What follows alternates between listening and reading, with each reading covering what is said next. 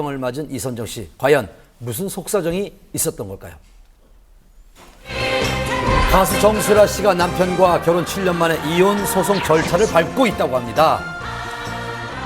가수 정수라 씨는 80년대부터 환희, 난 너에게 등의 히트곡으로 폭발적인 인기를 누렸었는데요. 지난 2006년 동료 가수 변진섭 씨의 소개로 만나 9살 연상의 사업가와 늦깎이 결혼에 꼴이라며 화제가 됐었죠. 그런데 최근 한 여성지가 정수라 씨의 이혼 소송 사실을 보도했습니다. 이혼 소식 보도가 되고 있어서 기사 내용처럼 저희가 지금 소송이 진행 중인 건 맞고요. 정수라 부부의 파경 뒤에는 금전적인 문제가 있었다고 하는데요.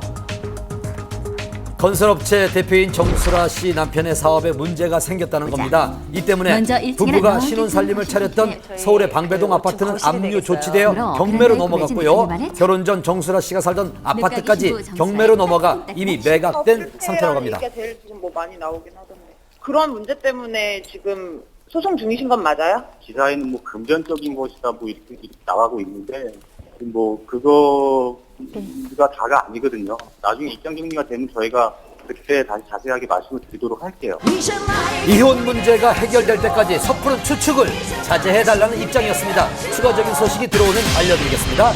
또 한 커플의 결별 소식이 있습니다. 배우 이선정 씨와 LJ로 알려진 방송인 이주연 씨의 이혼 소식입니다. 95년 김부용의 풍요 속의 빈곤 일대 만보걸로 데뷔하며 얼굴을 알렸던 이선정 씨는 이후 청춘 시트콤의 엉뚱한 매력에 카페 주인 역을 맡아 큰 인기를 누렸었습니다. 무엇보다 90년대 원조 글래머 스타로 팬들의 사랑을 받아왔었는데요. 지난해 매니저 출신의 방송인 이주연 씨와 열애 사실이 알려진 후 교제 2달 만인 지난해 6월 말 혼인신고를 마치고 본격적인 결혼 생활에 들어갔습니다.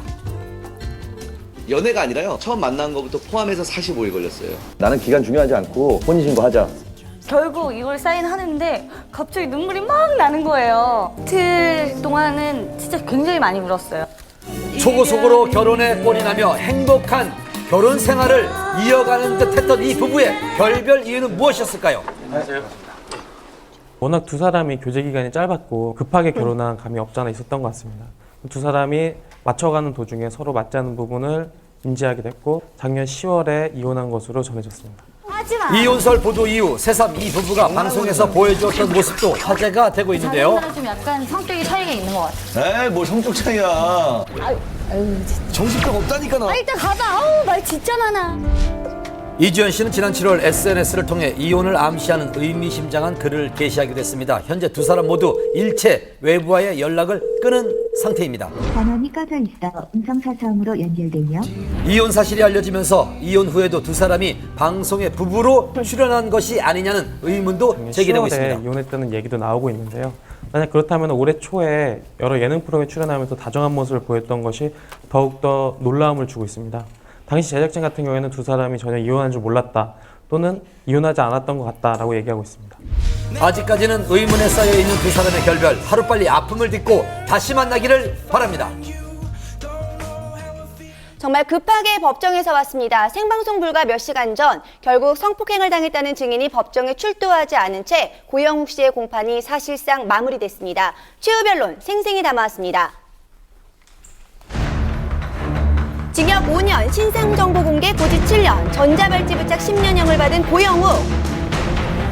조금 전 오후 4시, 고영욱의 항소심 4차 공판이 열렸습니다. 저는 지금 고영욱 씨의 항소심 4차 공판이 열릴 서울 고등법원 앞입니다. 오늘 공판이 선고전 마지막 공판이 될 거라고 하는데요. 특히 A양이 증인으로 출석할지 여부에 대해서 관심이 집중되고 있습니다. 항소심에서 고영욱은 3명의 피해자 중 2사람에 대한 성추행 사실만 인정했고 A양에 대해서는 주고받은 문자 메시지를 증거로 제출하며 혐의를 부인했습니다. 이에 고영욱 측은 피해자 A양을 증인으로 요청해 놓은 상태였는데요. 고영욱 씨에게 피해를 당했다고 주장했던 그 여성은 오늘 법정에 출석을 하지 않았습니다. 검찰은 여러 차례 걸쳐서 그 구인장을 발송을 했지만 이에 대해서 출석을 하지 않은 상태입니다. 피해자가 당시 만 13살밖에 되지 않았기 때문에 고영욱은 더 큰 비난을 받았었는데요. 고영욱 측은 미성년자인 줄을 알았지만 13살인 줄은 몰랐다. 만날 때마다 성관계를 가졌던 건 A양과 아니라며 주고받은 그 문자 부인했습니다. 메시지와 또한 그 A양의 진술에